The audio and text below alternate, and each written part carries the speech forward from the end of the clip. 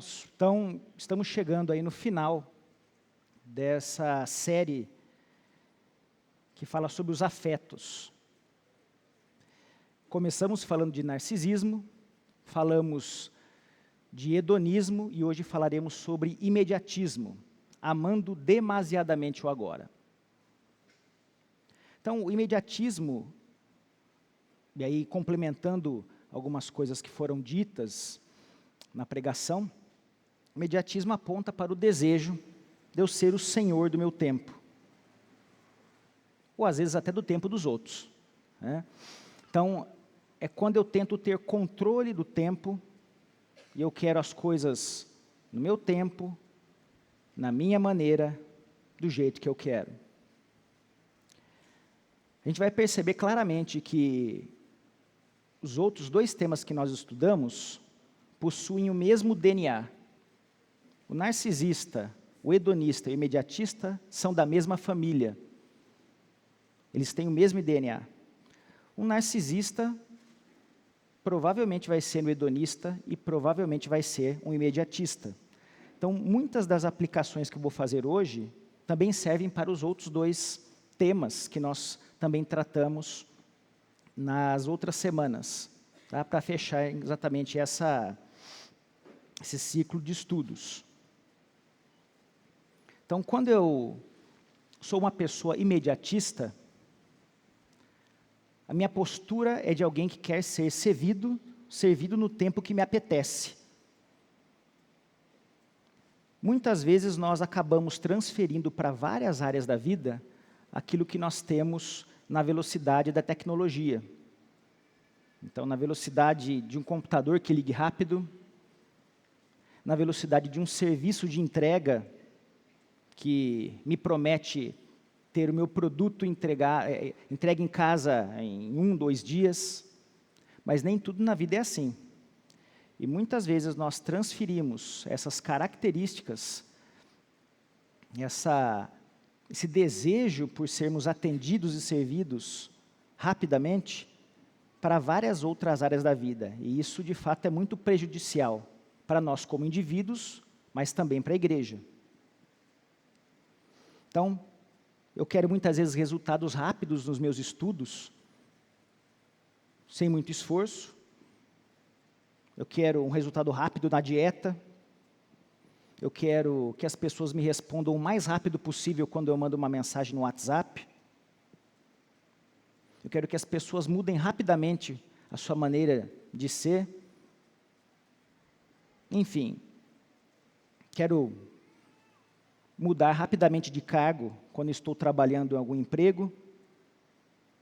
Então, esse desejo imediatista, ele nos acompanha em muitas situações da nossa vida, até porque na nossa sociedade, no espírito da nossa época, esse espírito da nossa época, ele vê isso como uma virtude.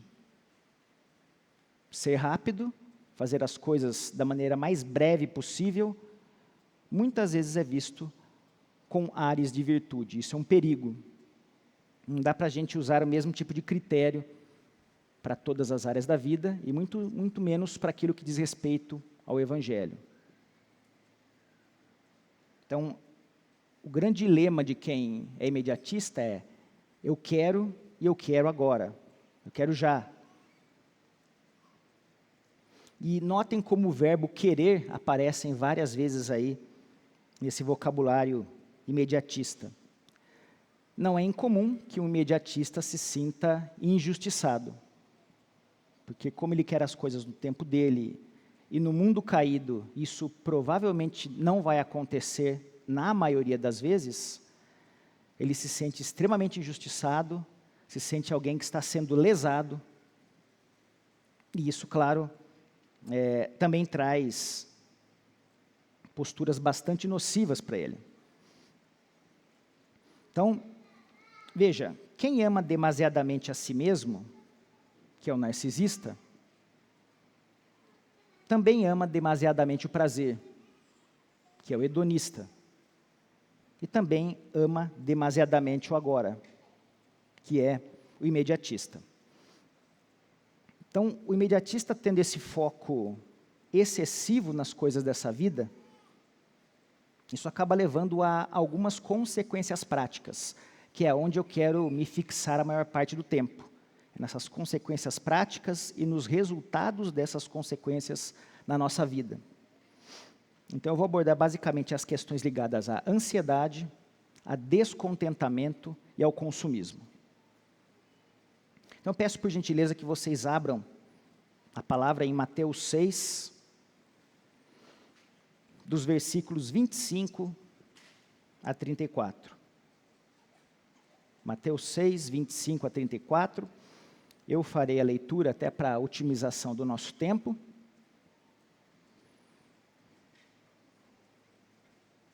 Eu leio aqui na versão NVI.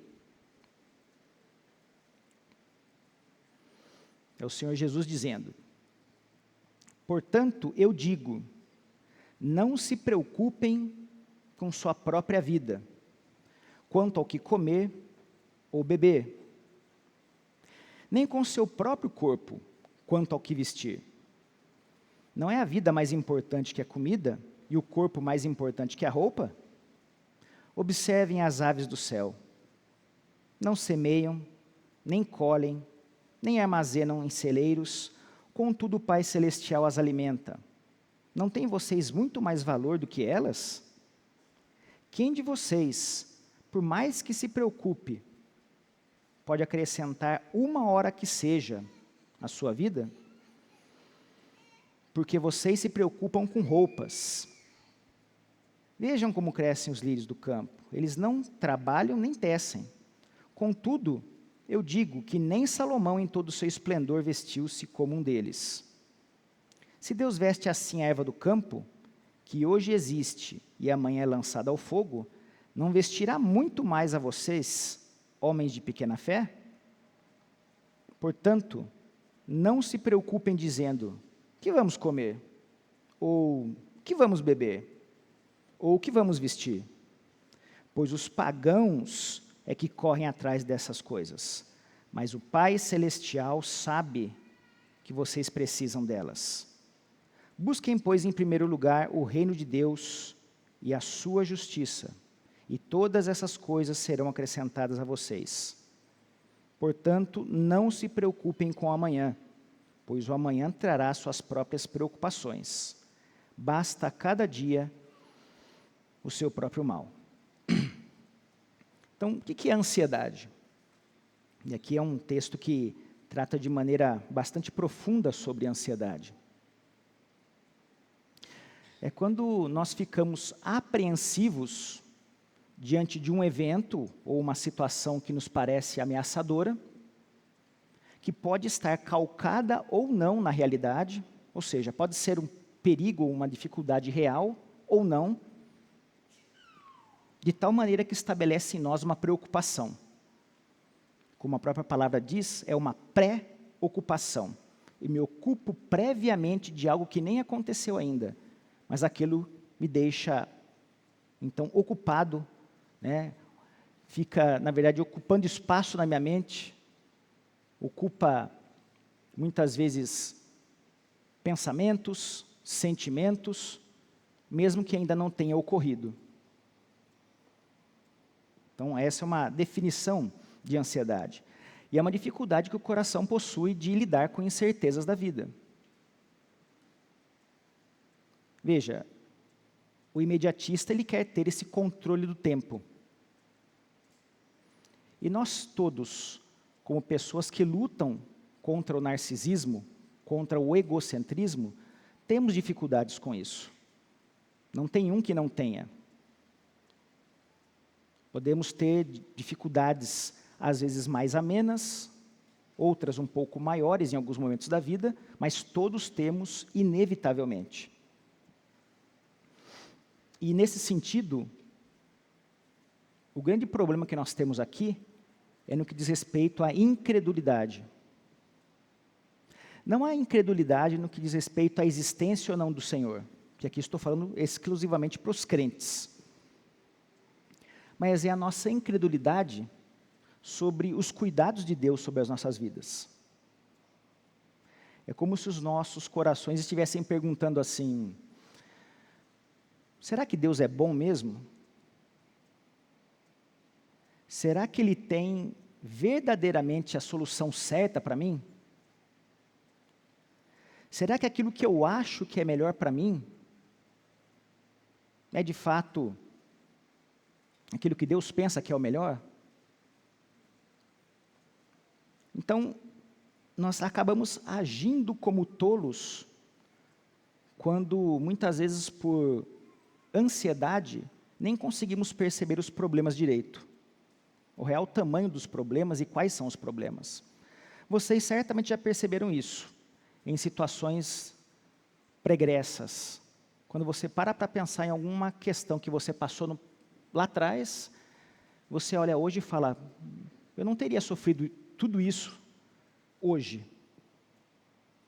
Eu gastei meu tempo, gastei muitas vezes recursos por algo que nem aconteceu. Porque hoje você consegue perceber em alguns acontecimentos passados que você desperdiçou o seu tempo, as suas energias e depositou as suas afeições naquilo que era errado. Então isso é muito comum em nós. Então quando nós fazemos isso, nós deixamos de agir com sabedoria para nos ocuparmos com coisas que não deveriam ser da nossa preocupação. E note como o Senhor Jesus age nessa questão, falando que quando nós fazemos isso, nós agimos como pagãos. Nós agimos como aqueles que não conhecem ao Senhor. Note que não é uma acusação leve.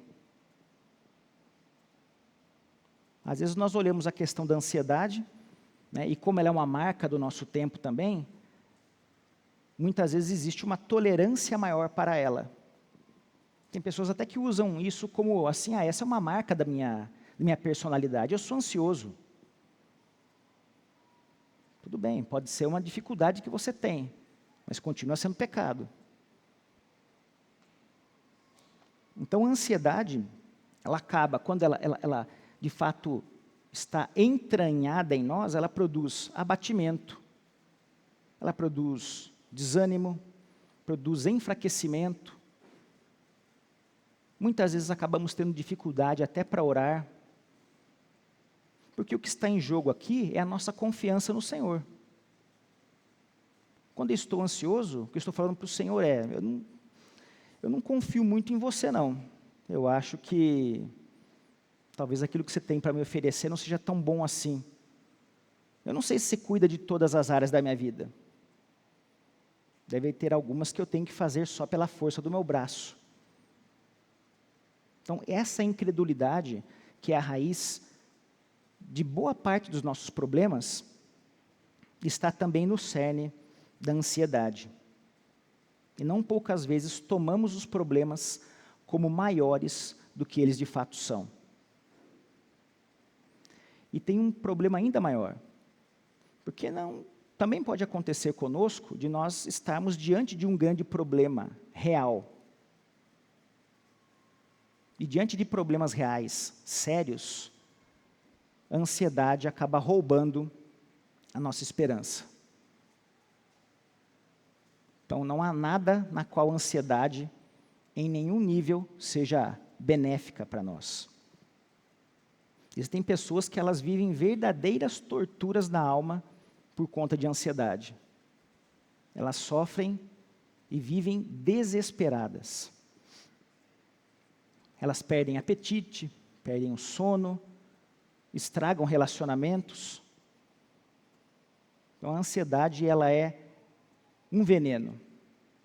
É como se o ansioso bebesse do próprio veneno e morresse por ele.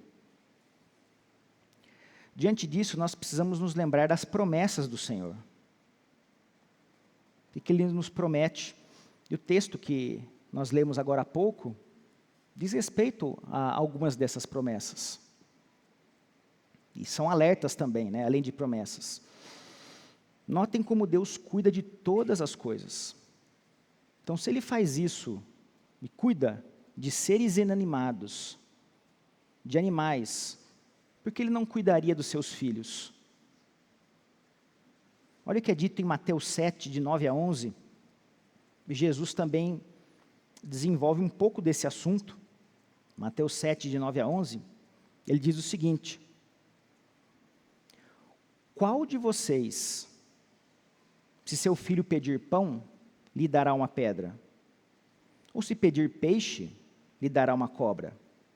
Se vocês, apesar de serem maus, sabem dar boas coisas aos seus filhos, quanto mais o Pai de vocês que está nos céus. Veja, se nós que somos maus, temos compaixão, carinho pelos nossos queridos, e podemos ter compaixão até por pessoas que não são próximas, por que Deus não seria amoroso com aqueles que são seus filhos? Porque Ele não nos daria aquilo que nós realmente precisamos. Veja, aquilo que nós realmente precisamos, não aquilo que nós queremos. Porque nem sempre aquilo que nós queremos é aquilo que precisamos e nem aquilo que é bom.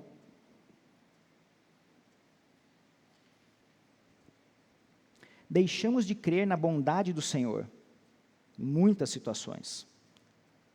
Nós começamos a duvidar que os planos dele são perfeitos. E colocamos todo tipo de dúvida em nossas cabeças por conta dessa ansiedade. Na verdade, como eu disse, a ansiedade é produto da incredulidade. E às vezes, quando eu não recebo uma resposta que eu gostaria, ou não recebo uma resposta no tempo que eu gostaria, eu começo então a viver em constante dúvida sobre a bondade divina, sobre a soberania divina. Isso me afeta profundamente. Isso tem um efeito prático no dia a dia. Isso nos enfraquece. Isso mina a nossa comunhão com Deus. Imagine que você venha a ter um relacionamento, qualquer tipo de pessoa, pode ser um amigo, pode ser o cônjuge,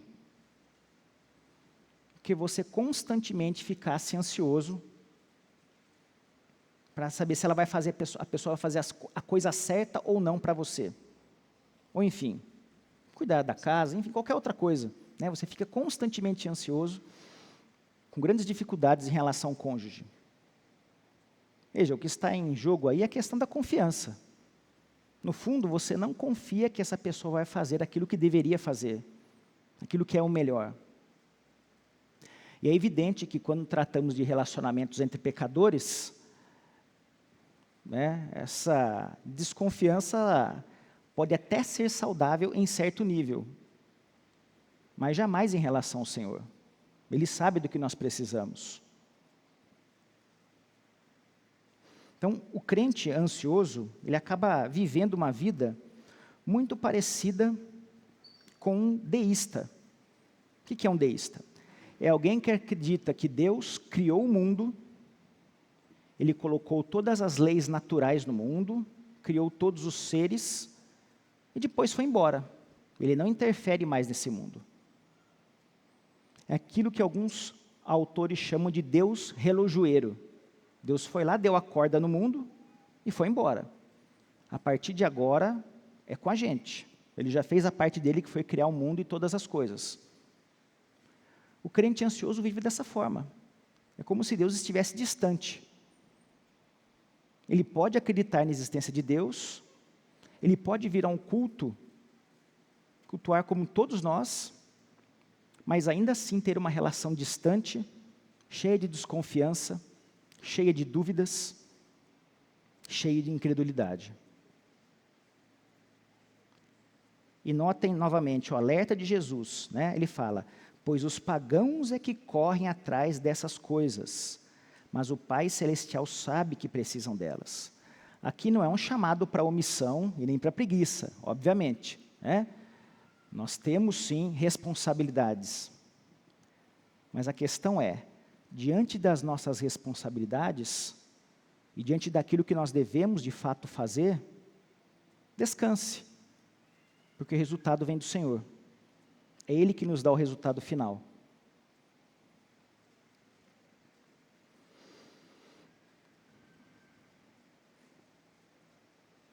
O D.A. Carson tem uma frase que eu acho muito interessante. Ele diz o seguinte: o discípulo de Jesus precisa viver qualitativamente diferente daqueles que não confiam no cuidado paterno de Deus e que não têm alvos básicos além de coisas materiais. Na verdade, ele acaba falando exatamente nessa questão, nesse trecho que ele está citando, fazendo um alerta sobre essa passagem que Jesus fala, para que nós não sejamos como os pagãos. As coisas que nós mais tememos perder ou não ganhar, são aquelas que nós mais queremos. E novamente, olhe de novo aqui o verbo querer. Tanto o narcisista, o hedonista, o imediatista, eles querem, querem e querem. Eles estão olhando para o próprio umbigo. E pessoas assim terão sérios problemas para se doar para o autossacrifício, porque elas estão ensimesmadas. Eu acho interessante esse termo, né? Ensimesmado. Você está em si mesmo. Você está preso em si mesmo. É exatamente isso que acontece com os que são imediatistas, narcisistas e hedonistas.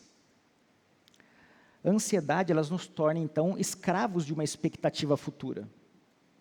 Você tem algumas expectativas na vida, você tem a incerteza, que é comum de qualquer expectativa, porque se fosse certeza já, você não estaria esperando. Logo, se você quer aquilo com todas as suas forças e não está disposto a ouvir um não, logo você ficará ansioso. Logo, isso se tornará aquilo que vai ocupar boa parte dos seus pensamentos. Boa parte das suas afeições. Você ficará pensando naquilo mais tempo do que deveria. E criando estratégias para ter aquilo mais tempo do que deveria. Isso pode te consumir. É isso que a ansiedade faz. Ela consome de dentro para fora.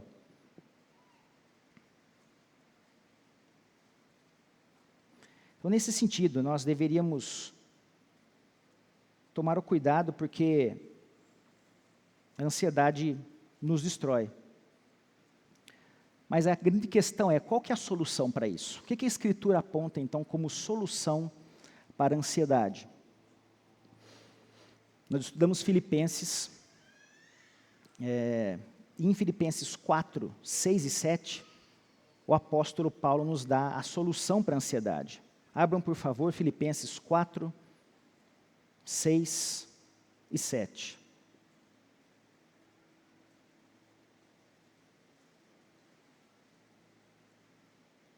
É dito o seguinte: não andem ansiosos por coisa alguma, mas em tudo, pela oração e súplicas, e com ações de graças, apresentem seus pedidos a Deus.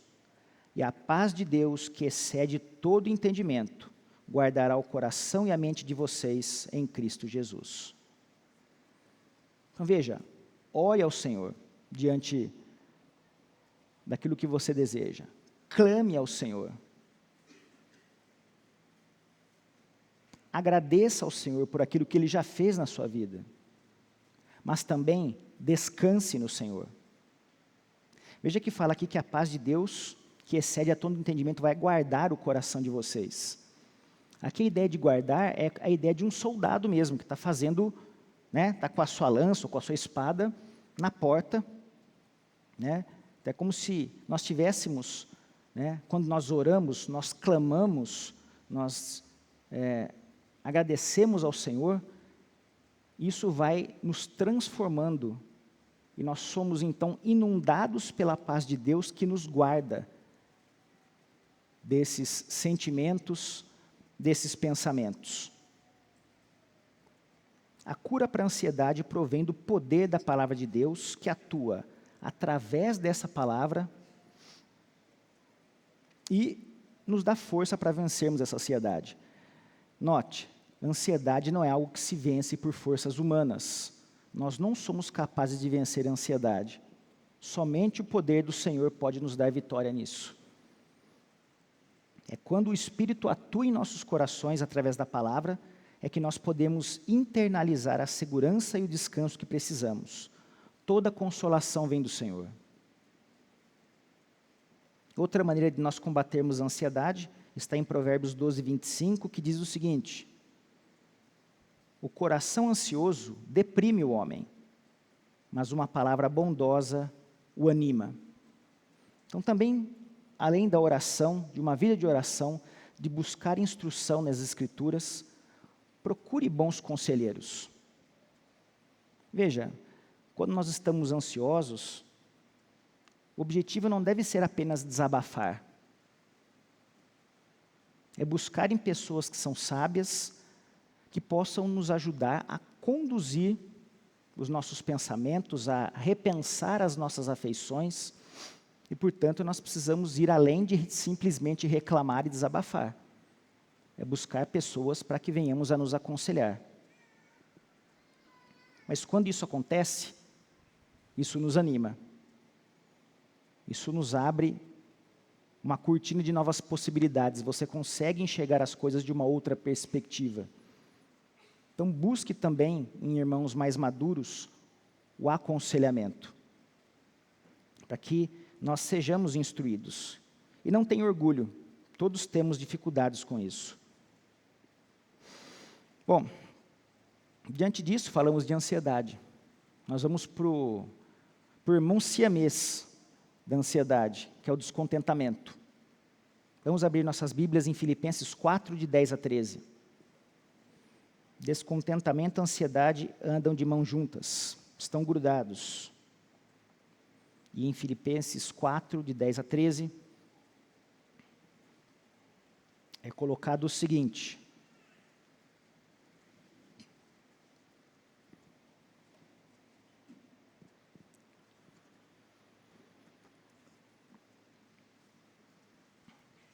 alegro-me grandemente no Senhor, porque finalmente vocês renovaram o seu interesse por mim.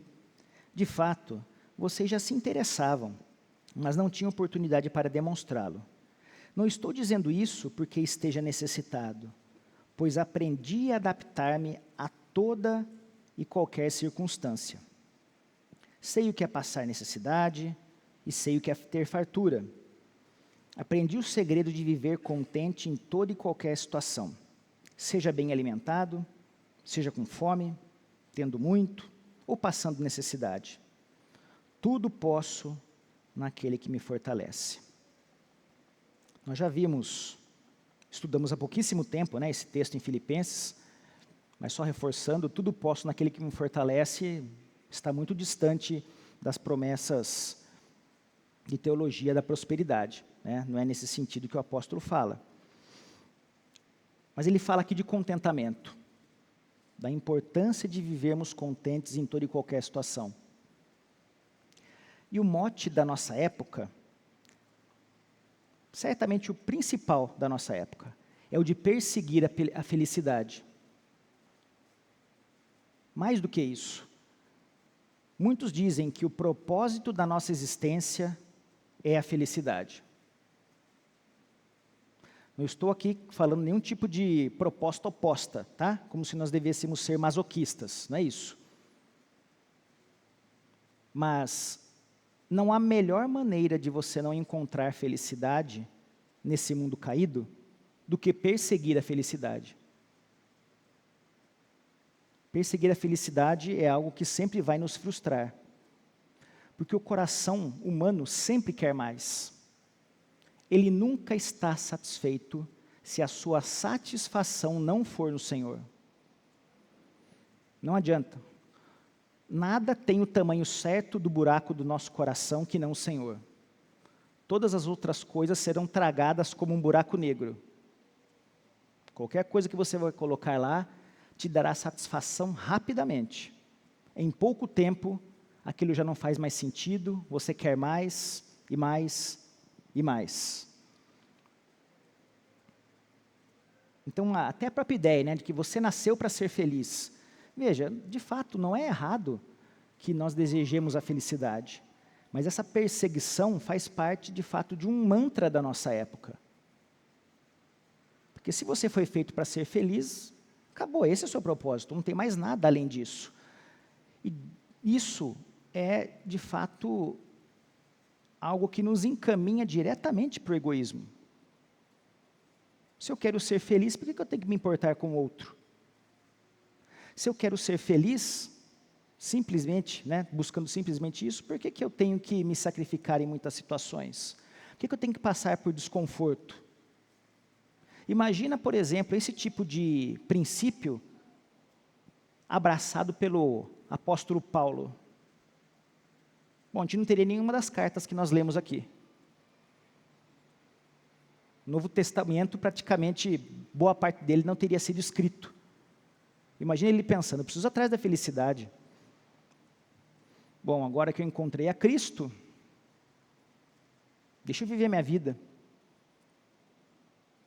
Então, o descontentamento, nesse sentido, ele vem muito nessa direção de pessoas que hoje em dia buscam com todas as suas forças essa felicidade.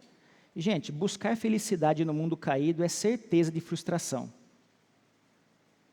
Comecem a pensar nos planos de vida que vocês já fizeram, dos pequenos aos grandes, e percebam o quantos deles já foram frustrados.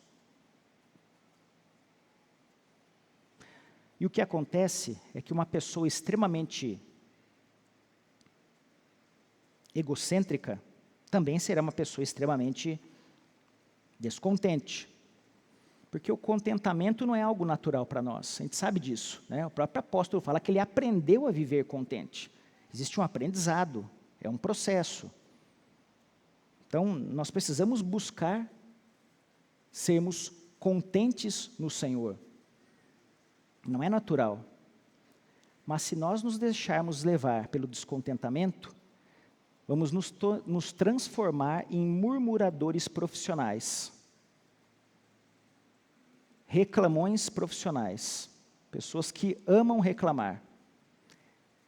Tem algumas que inclusive sentem grande prazer, são hedonistas nisso. Como é bom sentar numa roda de amigos para ficar reclamando. Então, tomemos cuidado com isso, né? Porque viver contente em toda e qualquer situação é algo muito valioso. O Jeremy Burroughs, que é um pregador puritano e escritor, ele tem um livro que chama A Joia Rara do Contentamento Cristão. Saiu em português há pouco tempo. E define o contentamento da seguinte maneira, olha que bela definição. Contentamento é aquele estado doce, interior, sereno e gracioso de espírito, que livremente se submeteu e se delicia na disposição sábia e paternal de Deus em toda e qualquer situação. Então é o estado no qual você se delicia por aquilo que Deus tem te dado, e você descansa nisso, você se alegra nisso, você tem serenidade. O indivíduo contente, ele se submete ao Senhor, e ele descansa no Senhor. Sabedor de que a vontade divina, seja ela doce, agridoce ou amarga aos nossos olhos, é a melhor. É a melhor para as nossas vidas. E como isso é difícil da gente aceitar.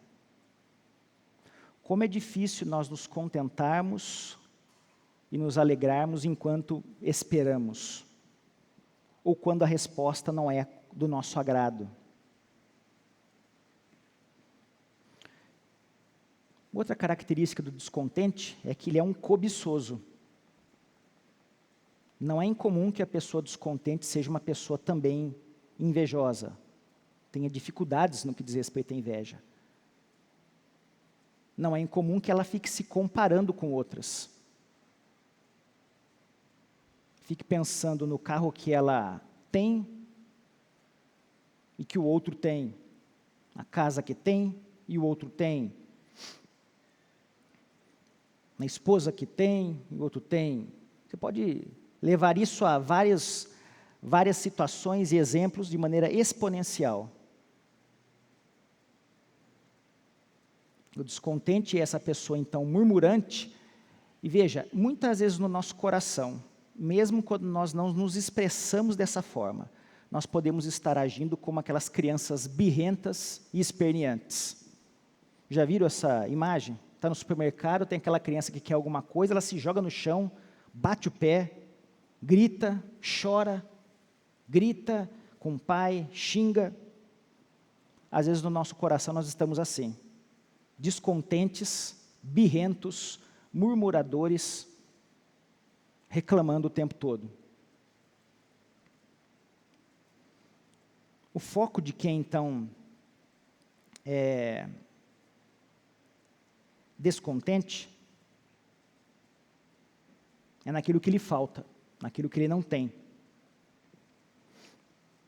E quando nós temos aí essa combinação, nós temos então crentes cheios de cobiça, e cobiças não saciadas geram tristeza, geram desânimo, descontentamento.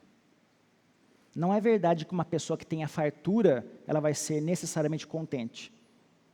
Sabe aquela sensação de, se eu tivesse tal coisa, aí sim, eu seria contente. Se eu conseguisse aquele emprego, aí sim. Não é verdade. Nós somos insaciáveis quando aquilo que nós temos não é o Senhor. Nós somos completamente insaciáveis. Não importa o quanto você tenha. Não importa todas as comodidades que você tenha.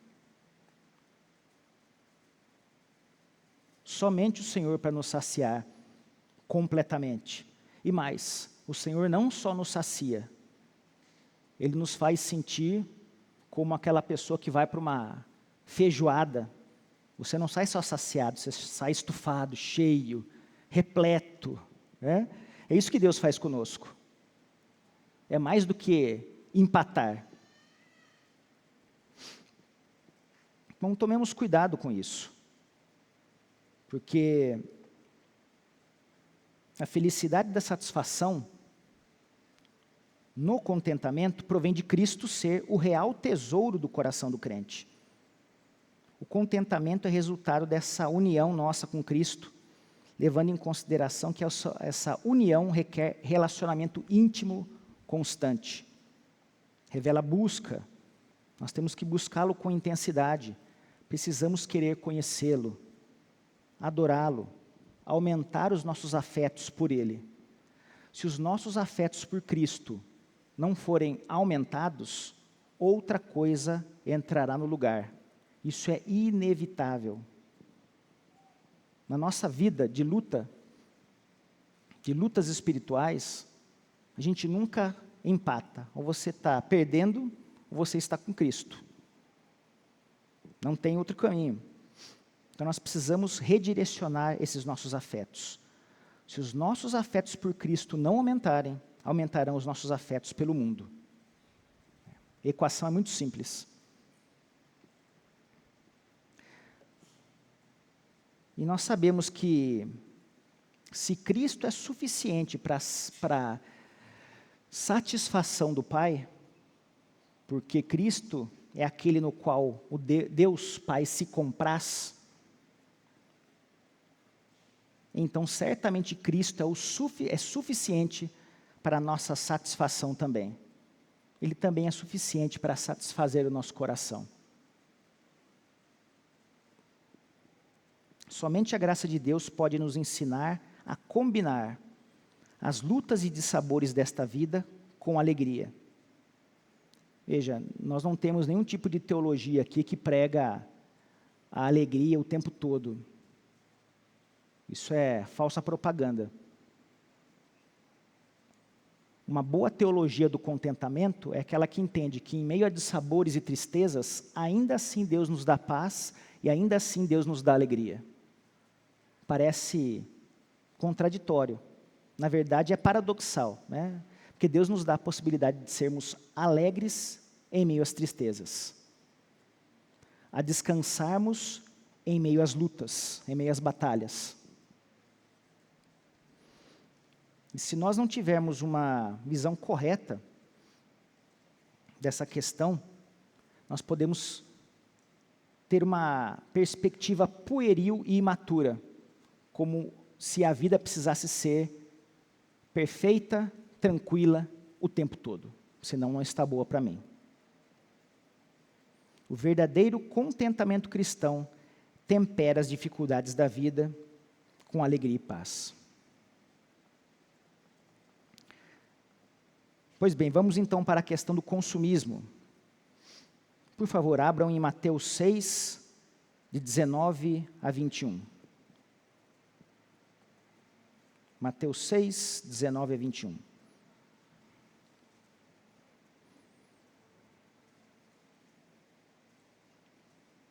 É dito o seguinte: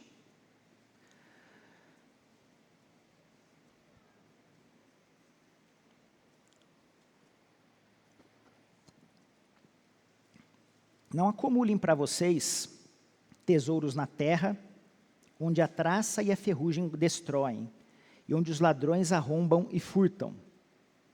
Mas acumulem para vocês tesouros nos céus, onde a traça e a ferrugem não destroem, e onde os ladrões não arrombam nem furtam.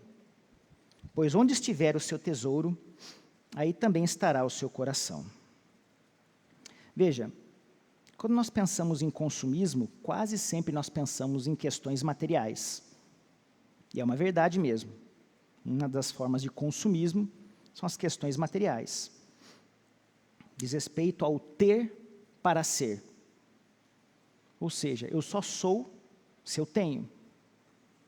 E novamente, a casa, o carro, o emprego, meu celular, as minhas roupas. É isso que define a minha identidade. Então, de fato, é uma forma de consumismo.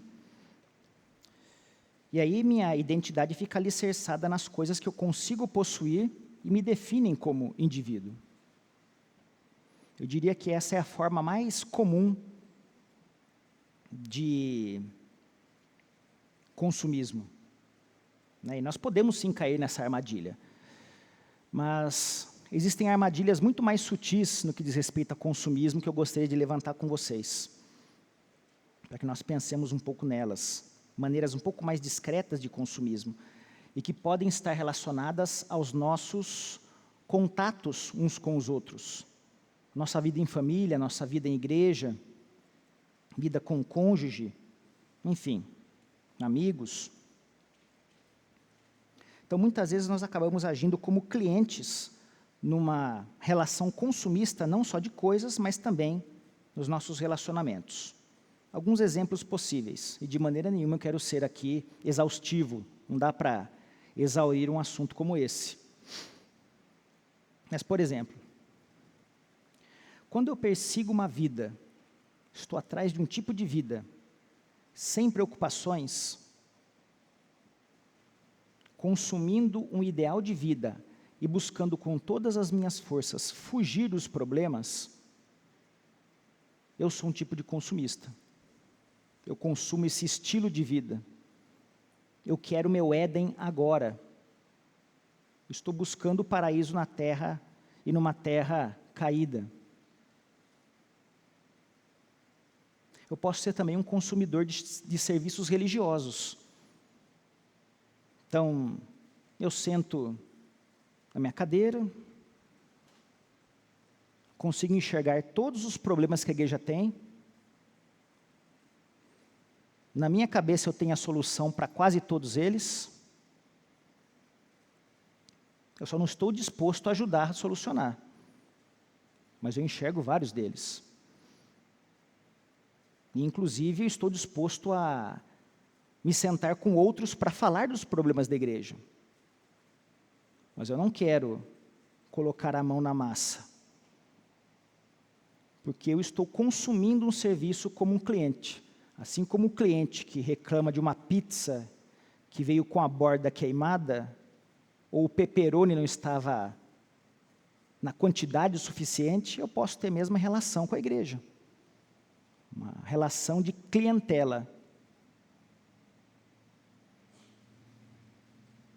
Pode ser também em relação a buscar aconselhamento, né? Muitas vezes eu vou buscar um aconselhamento, eu quero ser atendido logo e ter resultados rápidos. Eu quero que o conselheiro tenha uma palavra mágica para solucionar os meus problemas. Isso também é uma forma de consumismo. Estou consumindo um serviço que me deixa numa situação bastante cômoda, aliás. Eu posso estar buscando também relacionamentos sem esforço. Eu fico só nos meus grupos mais conhecidos, tenho a comodidade das amizades que eu já conheço, não vou atrás de ninguém. Veja, é algo que foi bastante batido no ano passado, bastante falado no púlpito no ano passado. Precisamos buscar intencionalmente uns aos outros. Conversas intencionais e buscar uns aos outros. Não precisamos esperar que as outras pessoas nos procurem. Porque se você espera que as outras pessoas os procurem, pode ser que do outro lado também tenha alguém que pense como você, aí ninguém procura ninguém.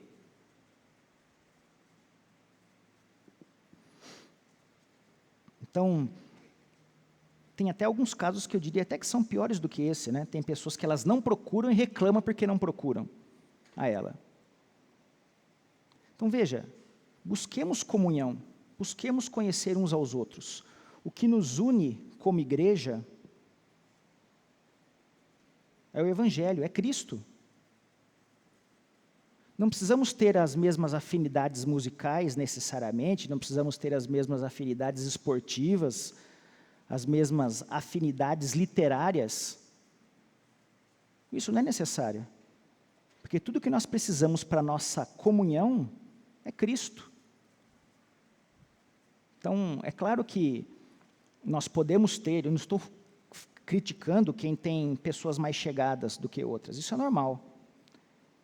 Mas não nos privemos da oportunidade e da possibilidade de conhecermos outras pessoas na igreja. Isso é muito precioso. Não fiquemos ensimesmados ou apenas no nosso grupinho. Vamos sair dessa comodidade.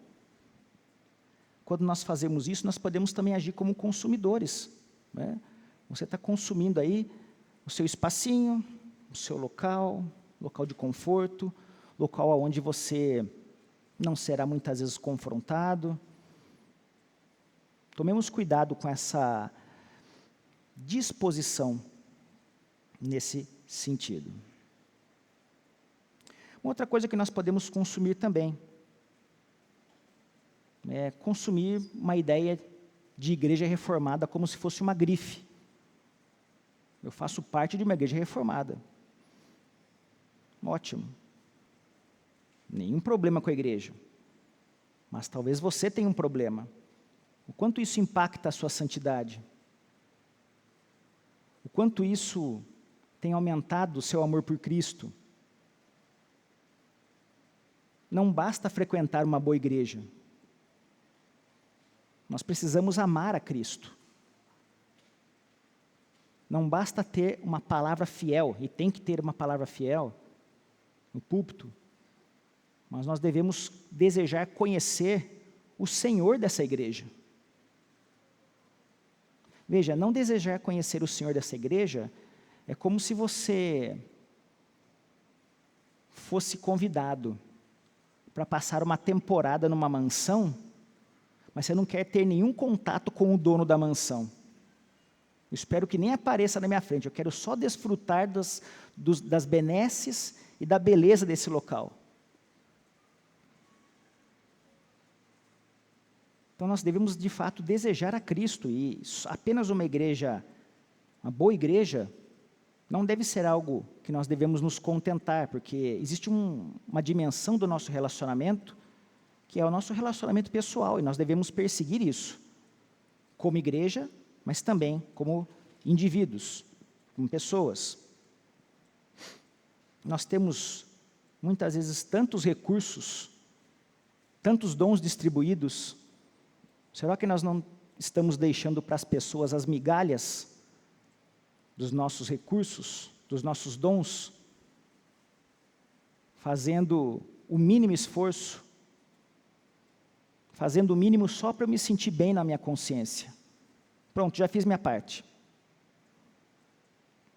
Então devemos ter esse cuidado, porque também nisso nos é revelada uma postura de consumo. Às vezes também tem igrejas que vivem de eventos, né? Eventos atrás de experiências, atrás de sensações, de sentimentos. Se eu não saio de um culto chorando ou numa situação de êxtase, isso não valeu, mas não foi um bom culto. Bom culto quando eu sinto, sabe? Daquela sensação, arrepia, aí é bom. Mas quando não, veja, isso é muito parecido com alguém que vai atrás de droga. A pessoa fica viciada em sensações, fica viciada em experiências arrebatadoras. E isso é extremamente ofensivo ao Senhor. Nós devemos, novamente, direcionar os nossos afetos a Cristo. Não devemos agir como se fôssemos crentes viciados em sensações cativantes, ficar buscando a cada culto isso.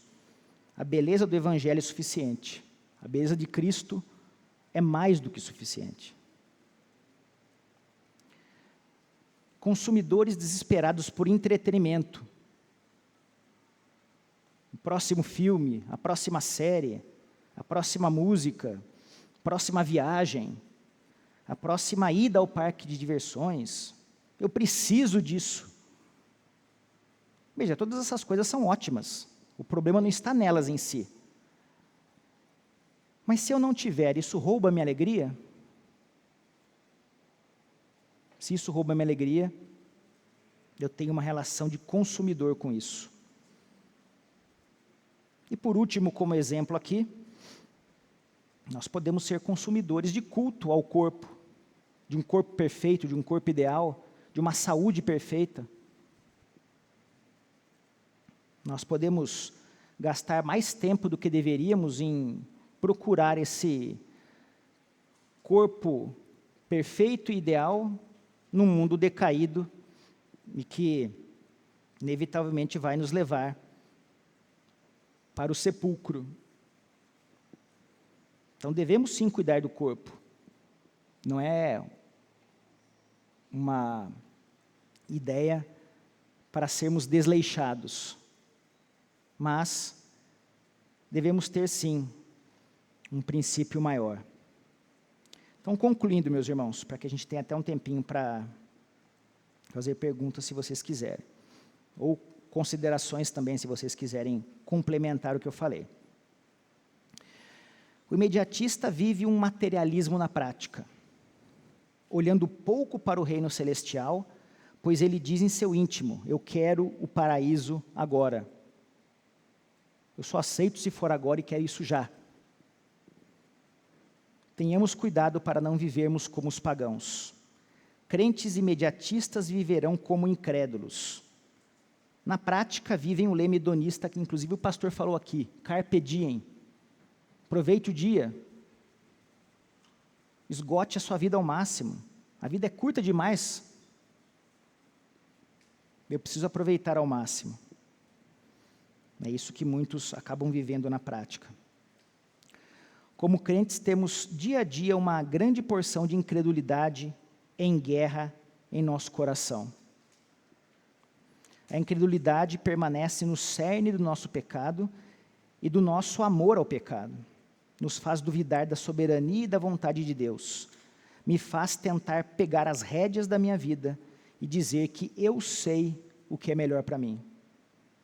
Eu sei qual é o melhor tempo para que as coisas aconteçam. Então, que o Senhor possa nos abençoar, possa trabalhar em nossos corações, para que tenhamos corações submetidos a Ele, desejosos por Ele, querendo conhecê-lo verdadeiramente e dobrando as nossas afeições a Cristo. Pastor Anderson, você pode orar para a gente, por favor?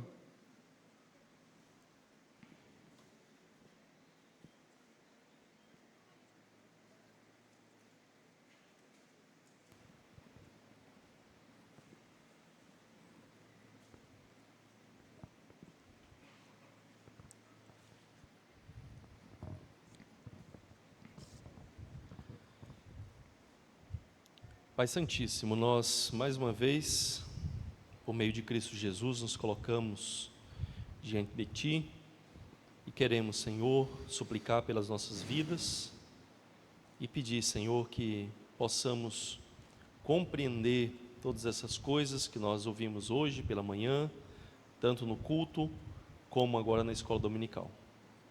Pedimos, Senhor, que, de fato, o Teu Filho Jesus Cristo, olhar para Ele, conhecer a Ele, possa moldar a nossa vida e possa reorientar a nossa perspectiva do tempo, tanto do passado, do presente como do futuro. Que conhecer a Cristo, ter a certeza daquilo que Ele fez por nós, ter a certeza de que Ele está em nós e está presente conosco, deve também mudar a nossa perspectiva de encararmos a realidade, o dia a dia, a forma como encaramos, ó Deus, as nossas necessidades diárias. Pedimos, Senhor, que de fato Cristo, a sua promessa de retornar, a sua promessa de nos ressuscitar juntamente com Ele, possa direcionar os nossos olhos além do aqui e agora, não para que venhamos a viver de maneira alienada do presente, mas para que o futuro, o Teu reino eterno em Cristo, possa realmente orientar a nossa vida, possa realmente limpar os nossos óculos para vermos a realidade presente da perspectiva da eternidade, e para que o valor da eternidade possa reorientar o valor que nós damos para algumas coisas do presente. Senhor, nos ajude, tem misericórdia de nós, pois de fato somos homens, mulheres deste tempo, e muitas vezes não vemos as Tuas promessas e a eternidade em Cristo como reais, como vemos com o presente. Por isso, Senhor, molde a nossa visão, molde a nossa forma de encarar a realidade, para em Cristo, Deus, realmente vivermos, servirmos, labutarmos para a glória do Senhor. Nós te pedimos, Pai, em nome do Teu Filho Jesus, no poder do Espírito dele. Amém. Amém. Irmãos, eu